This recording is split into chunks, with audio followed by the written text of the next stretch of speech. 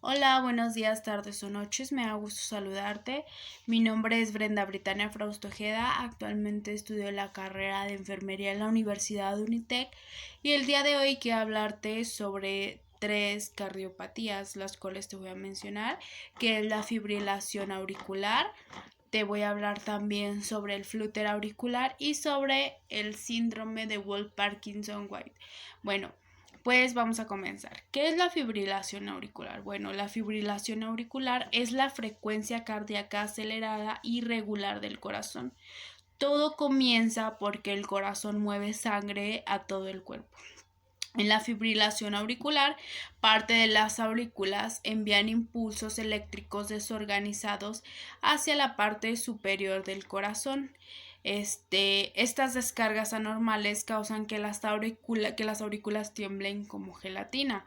Este evento se apodera de los latidos normales del corazón y el cuerpo no es capaz de controlar ¿Qué tan rápido está qué latiendo el tan corazón? rápido está También latiendo llamada el corazón. como FA, la mayoría de las veces el riesgo de FA aumenta a medida que envejecemos. La edad es el mayor factor de riesgo para padecer FA.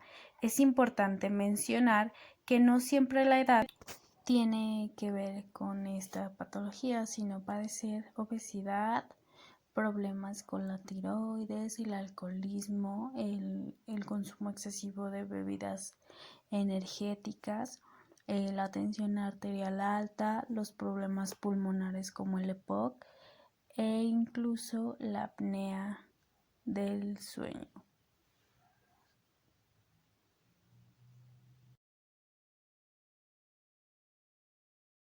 Sueño.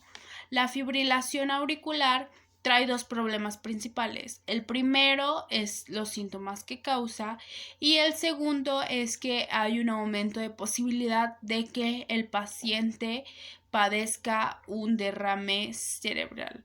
Para entender cómo la FA provoca derrames cerebrales, tenemos que mirar el corazón en una zona llamada orejuela auricular izquierda. Es como la cola del Esta corazón. Cuando orejuela es empieza como la FA, las aurículas se sacuden como gelatina. Este tipo de movimiento hace un trabajo pésimo empujando la sangre fuera de la parte superior del corazón y hacia la parte inferior. A causa de esto, la sangre se asienta dentro de la cola del corazón. Ahí se pueden formar coágulos de sangre. En FA, algunos de estos coágulos se pueden desprender si el corazón rompe el ritmo de FA y empieza a apretar adecuadamente el apéndice de la cola. Pueden exprimir estos coágulos hacia afuera. Entonces los coágulos pueden ser lanzados al cuerpo. Lo más común es que un coágulo, luego de salir del corazón, se dirija hacia el cerebro, lo que provoca un impedimento del flujo de sangre y un derrame cerebral.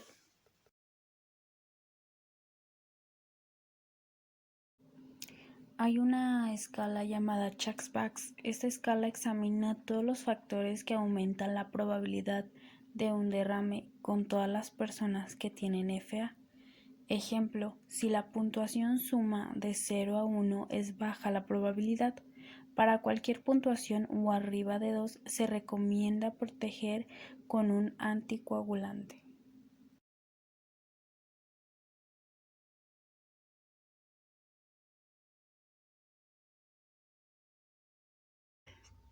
el flúter auricular se trata de un macrocircuito de reentrada grande dentro de las aurículas que producen una frecuencia de despolarización de las aurículas entre 250 y 350 latidos por minuto.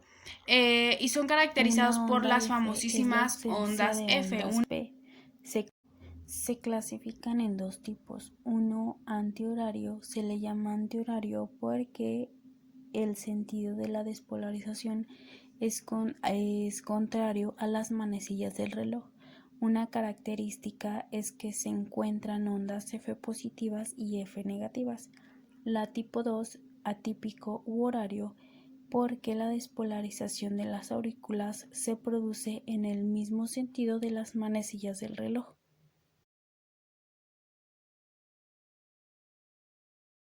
Cabe destacar que de acuerdo al sentido de la despolarización de las aurículas, horario o antihorario, hay dos tipos de flúter, que lo más común sería antihorario y se llama típico.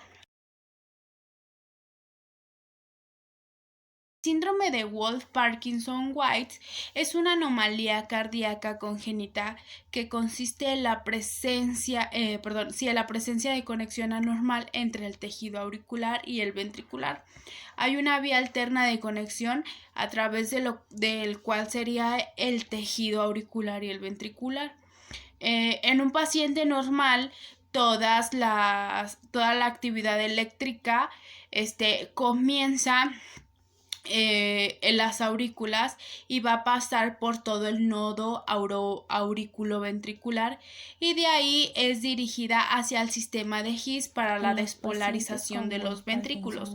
Tienen una conexión accesoria aparte de una que tienen normalmente y va a conectar el tejido auricular con el ventricular. Esto nos dará una despolarización parcial del ventrículo. Esta conexión anormal se conoce como el haz de Kent. En el inicio de la despolarización auricular, nos dará la onda P y el tejido se separará del tejido auricular del ventrículo. Actúa como una pared actúa como una pared, no deja que ningún estímulo pase, ya que todo tiene que pasar por el nodo auriculoventricular. Una de las funciones principales del nodo auriculoventricular es producir el retraso fisiológico del impulso eléctrico para evitar que exista una contracción simultánea entre las aurículas y los ventrículos. El retraso de la conducción entre el nodo auriculoventricular nos dará en el electrocardiograma segmentos de PR. El problema con el Wolff-Parkinson-White es de que mientras en el nodo auriculoventricular retrasa la conducción eléctrica, la conducción pasa rápidamente por el haz de Kent, ya que no tiene la propiedad del nodo auriculoventricular de retrasar el estímulo del estímulo eléctrico.